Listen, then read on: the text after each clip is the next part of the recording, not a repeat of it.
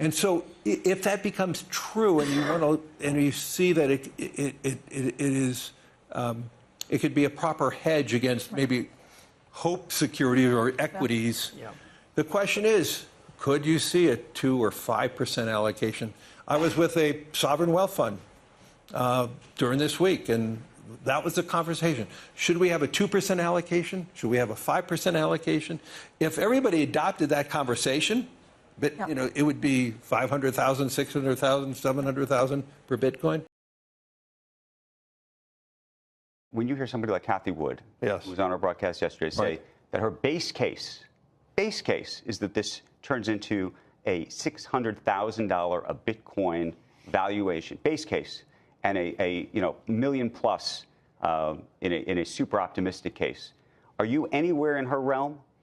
I haven't thought about it. To me, that what we are trying to do is offer an instrument that can store wealth. I think if it gets that even close to that high, gold will represent even a bigger value. As I became a student of crypto, it was very clear to me that crypto is a currency of fear, and that's okay. To some extent. Yeah, but that's okay, because if you're frightened of your debasement of your currency, or you're frightened of your economic or political stability of your country, you could have an internationally based instrument called Bitcoin that will overcome those local fears. And so I'm a big believer in the utilization of that as an instrument. Figure out. But the issue is if people believe that it can be an asset that can be cross-border.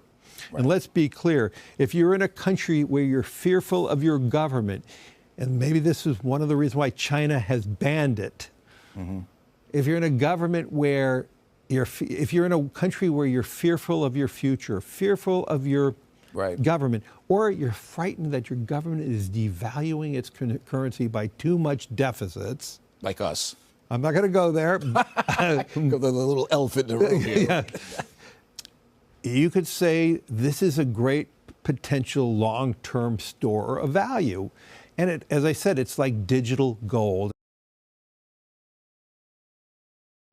Let me be clear. I think ETFs are step one in the technological revolution in the financial markets. Step two is going to be the tokenization of every financial asset.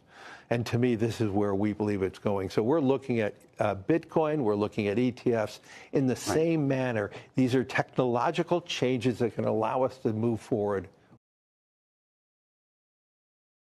So if you had a tokenized security, and you have a tokenized identity, you, Andrew, the moment you buy or sell an instrument, it is known. It's on a general ledger that is all created together.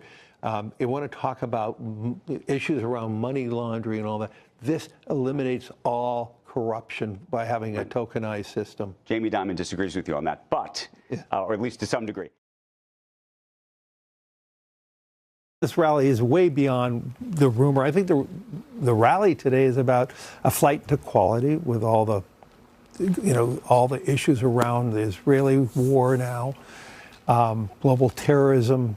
And I think there's more people running into a flight to quality, whether that is in treasuries, gold, or crypto, depending on how you think about it. And I believe crypto will play that type of role as a flight to quality.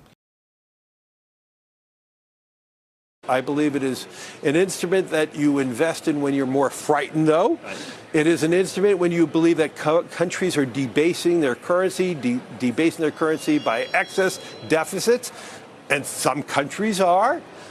I believe we have countries where you're frightened of your everyday existence, and if you have an opportunity to invest in something that is outside your country's control, then you can have more financial control. And so I'm a major believer that there is a role for Bitcoin in portfolios. I believe you're going to see that as one of the asset classes that we all look at. I look at it as digital gold, as I said before, and I do believe there's a real need for everyone to look at it as one alternative to, I would say, the optimism that I have in the world.